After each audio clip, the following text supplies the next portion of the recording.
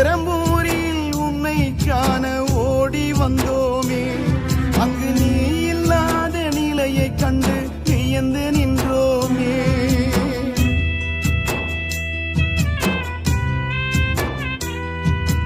பெரம்பூரில் உன்னை காண ஓடி வந்தோமே, அங்கு நீ இல்லாத நிலையை கண்டு வியந்து நின்றோமே. ஜெய்பீம் என்னும் காந்த குரலை இனியும் கேட்போமா?